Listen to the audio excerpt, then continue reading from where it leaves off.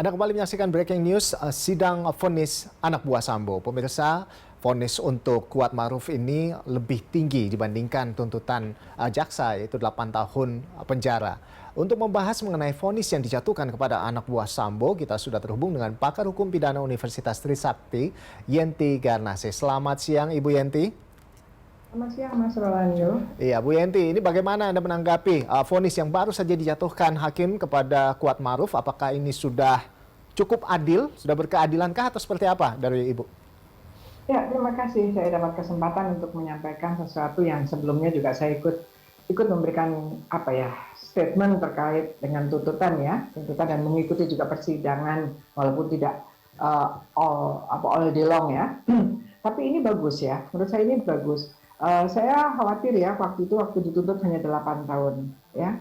Jadi kan ini dari konsep hukum pidana, ini kan sekarang ini kan kasusnya adalah 340 KUHP, pembunuhan berencana. Dan kemudian kita mempunyai ketentuan tentang turut serta, di mana apabila ada satu kejahatan yang dilakukan lebih dari satu orang, maka kita harus lihat peran-peran mereka semua, gitu ya. Apakah perannya sedemikian signifikan? Kalau signifikan, maka menurut pasal 55 Undang-Undang KUHP kita sekarang ini adalah mereka tuh seperti apapun mereka adalah pelaku gitu loh. Itu ini yang harus dipahami. Jadi pelaku, hanya masalahnya kan di situ nanti ada memang pelaku lapangan yang disebut sebagai dader, ataukah orang yang dibujuk kemudian dia melakukan, ataukah orang yang disuruh karena dia ada masalah gangguan jiwa atau keadaan yang sedemikian rupa dia melakukan juga, itu nanti bisa ancaman pidananya justru bisa tidak ada, atau orang-orang yang memang turut serta atau bersama-sama. Nah, turut serta bersama-sama dan semua ini peserta-peserta partisipan kalau dalam Amerika dan negara-negara Commonwealth System ya disebut sebagai turut serta bersama-sama partisipan itu adalah perannya itu sama, namanya sama pelaku gitu ya, walaupun ada 1, 2, 3, dan 4 dan 5. Hanya nanti tinggal hakim yang menentukan pidananya berapa. 340 itu ancaman pidananya adalah 20 tahun seumur hidup dan pidana mati, ya kan? Jadi kalau hakim tidak mengambil untuk yang peserta-peserta ini yang memang bukan intellectual actor ya, bukan otak pembuatnya ya, otak yang ingin melakukan kejahatan ini, terserah hakim kalau dia tidak akan menyentuh pidana mati, tidak akan menyentuh seumur hidup, terserah hakim antara 1 hari sampai 20 tahun gitu ya. Nah, di sini kan berarti hakim melihat begitu signifikannya keturutsertaannya. Tadi saya dengar turut sertakan keturutsertaannya, dan yang namanya turut serta dan namanya peserta-peserta itu tidak harus dia ikut di sana, tidak semua juga tidak harus dilakukan semuanya gitu. Peranannya gitu ya. Meskipun hanya mendengarkan, tapi dia memang ada di perencanaannya, dan kemudian setelahnya dia melakukan sesuatu, dia juga pelaku gitu kan. Dia pelaku, hanya memang peranan itu dia tidak sebagai pelaku pelaksana. Bukan gitu ya. eksekutor gitu ya, Bu ya? Bukan, bahkan eksekutor ini juga harus hati-hati. Eksekutor belum tentu dia bisa dipidana juga. Kalau dia melakukan eksekutor tapi karena ada hal-hal yang membuat dia tidak bisa menghindar dari suruhan itu atau hasutan itu atau perintah itu, malah bisa tidak dipidana. Itu ada aturan-aturannya gitu. Jadi dalam hal ini menurut saya ya, saya pribadi saya juga hukum pidana ya, jangan hanya dikira saya PPPU ya. Saya ngajar berbagai macam mata kuliah hukum pidana, bahkan saya juga saat ini jabatan saya adalah Ketua Umum Masyarakat Hukum Pidana dan Kriminologi Indonesia ya.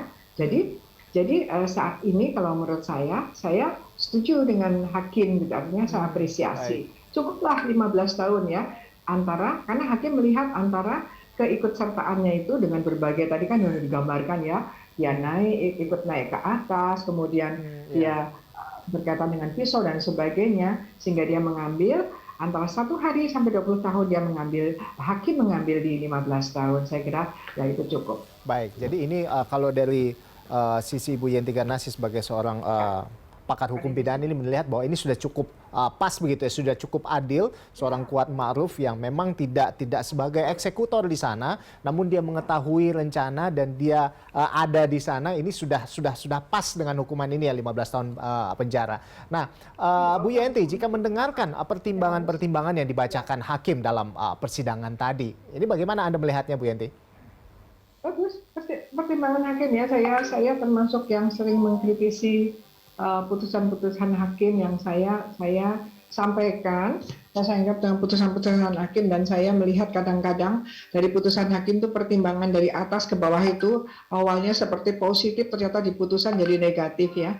Nah, ini adalah putusan mulai kemarin ya, Verdi Sambo, Putri, dan sekarang Kuat Ma'ruf, ini adalah putusan yang menurut saya ya dirindukan gitu, putusan-putusan yang runut, putusan-putusan yang betul-betul dengan pertimbangan-pertimbangan yang baik ya, yang saya sempat mengatakan sejak tahun 80 kok kita tidak pernah punya putusan yang spektakuler yang bisa kita bahas secara akademis itu adalah baik, dan ini adalah satu contoh ke depan bisa baik. Dan begini tadi sampaikan, kalaupun turut serta itu tidak harus juga pada saat eksekusi itu ada di sana, juga tidak harus. Jadi ini penting ya. Jadi bagi saya adalah ini ada edukasi kepada masyarakat. Hati-hati dengan hasutan melakukan suatu kejahatan, apalagi kejahatan berencana itu. Jangan bersikap naif bahwa seolah-olah ya saya kan hanya gini-gini, tapi perannya sedemikian signifikan sehingga rencana untuk membunuh seseorang itu terjadi. Nah, ini artinya apa? Masyarakat yang memang tidak tahu menau tentang urusannya, nggak usah ikut-ikut gitu, karena ikut-ikut begitu memenuhi unsur-unsur yang ada dalam pidana, kena dia. Kecuali memang dia dalam kondisi yang tidak bisa menolak perintah, atau dia memang agak gila, kondisi-kondisi yang terpaksa itu. Kalau selain itu harus hati-hati. Kenapa?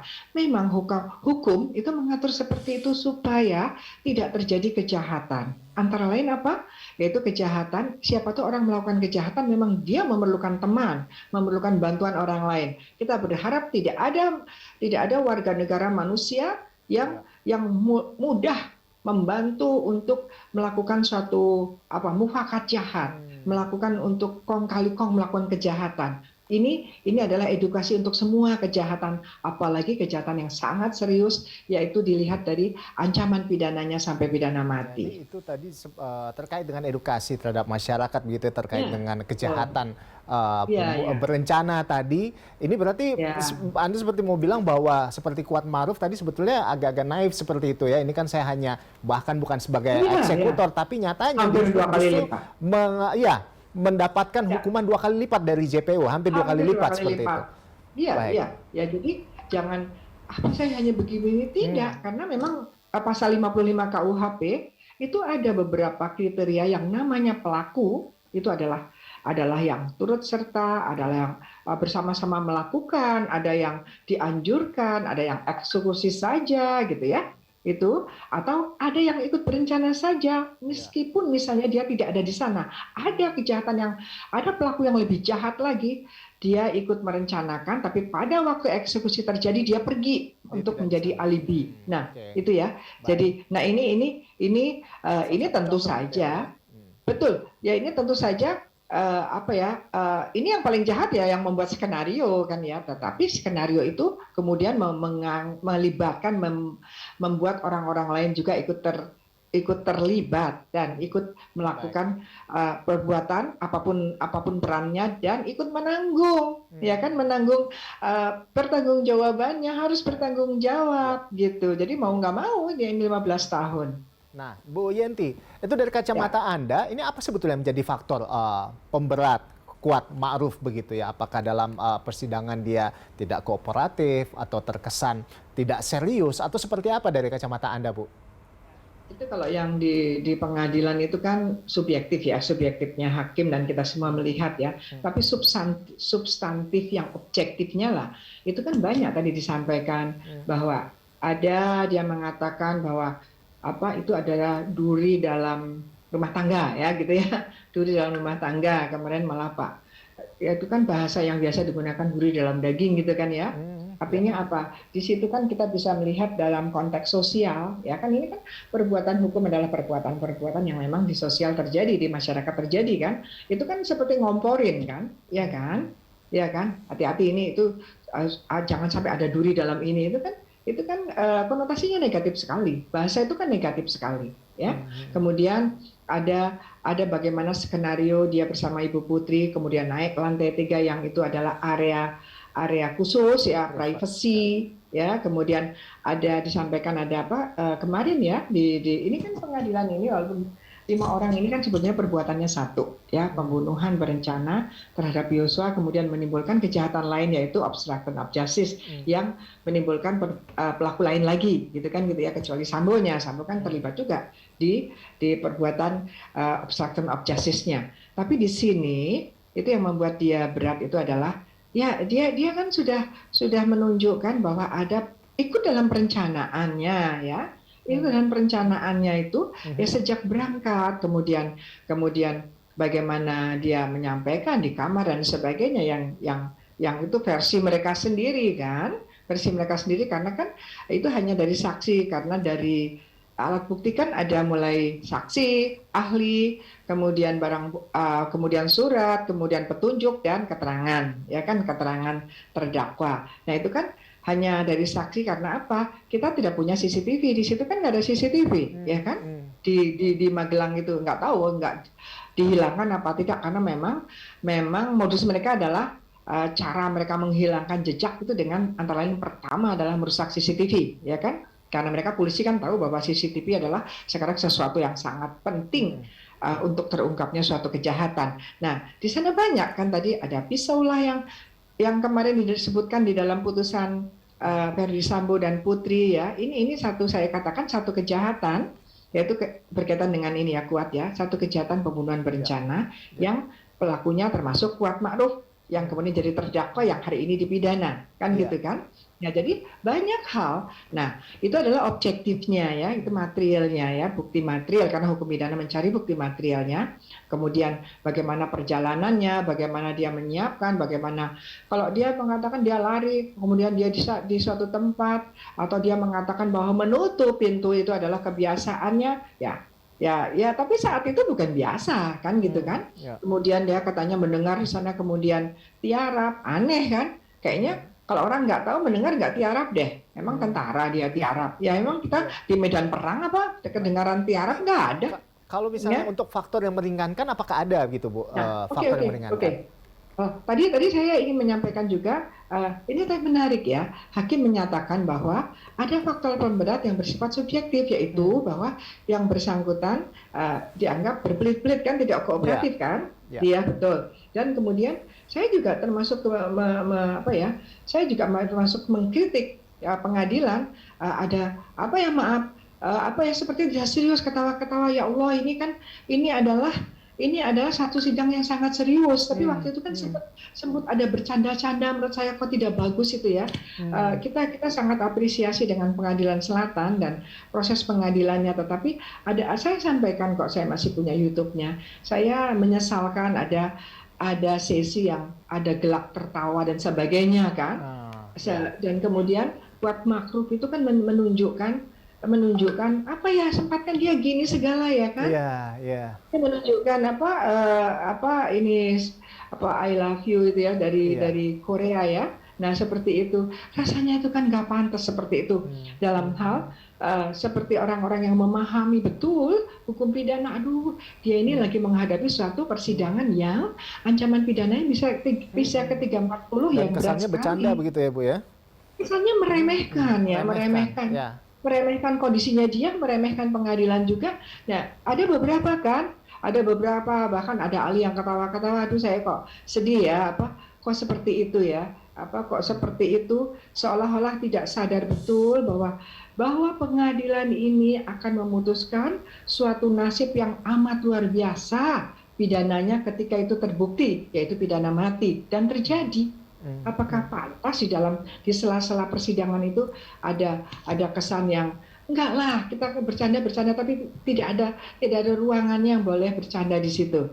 Kalau misalnya tentang Susi orang lain di luar sana ketawa silakan, tapi yang di dalam itu ya kan, atau yang di rumah geli gitu ya tentang sushi, Mm, mm. antara kita pengen ketawa karena lugu ataukah kita justru curiga apa-apa nggak tahu, jangan-jangan disetel ya, apa-apa bilang nggak tahu kan gitu ya, karena ini Mhm. sidang sudah terbuka untuk umum melalui Zoom, melalui melalui apa TV ya, Iya. melalui atau melalui apa ya, pokoknya media sosial gitu ya, ya kita kan ditonton semuanya, jadi ke depan mungkin Mm, mungkin ini seandainya tidak ada. Nah, ternyata itu dicatat oleh hakim bahwa mm. itu adalah sesuatu yang memberatkan, Iya, menjadi bahkan sesuatu yang memberatkan ya. memberatkan. Ya. Betul. Mm, Yang meringankan tadi hanya bahwa dia punya keluarga. Tapi kan itu mm, nggak signifikan. Memang kalau punya keluarga boleh melakukan kejahatan? Nggak mm, juga, ya kan? mm, mm. Paling ke sedikit sekali gitu ya. Bahkan dia katakan dia tidak sopan gitu tadi ya. Iya, Nggak salah gitu kan? iya. Kalau nggak salah ya, Kesannya pokoknya tidak seperti itu sopan ya. Pak. Tadi disampaikan begitu Ya, ya, kurang-kurang ya, sopan kurang begitu. lebih ya itu, ada Iya. kurang sopan. Itu Mm, kan sedih banget gitu ya. Nah, kenapa nggak ditegur? Ditegur nggak yang kurang sopan itu yang mana nanti kita eksaminasi. mm, Di mm. mana sih nggak sopannya itu? Nah, kalau itu memang kita melihat itu tidak pas gitu ya, tidak Iya, pas apapun gitu ya. Nah, harusnya tegur di situ supaya ke depannya pengadilan-pengadilan nggak ada yang seperti itu gitu. Karena eh, pe, apa ya, orang yang masuk di ruang sidang saja, misalnya termasuk termasuk media, mm, kalau dia mengganggu, itu juga bisa disuruh keluar, iya, iya kan? iya. Nah, Makanya kalau ini kan baiknya nggak mungkin. bersikap lebih kooperatif Betul, begitu ya, Bu, lebih betul. lebih sopan, lebih Lebih lebih menghormati lebih lebih lebih sidang. lebih Ya. ya, lebih harus menjaga marwahnya pengadilan. Mm. Ya, Baik, ini adalah tugas kita semua. Iya. baik. Bu Yanti Garnasi,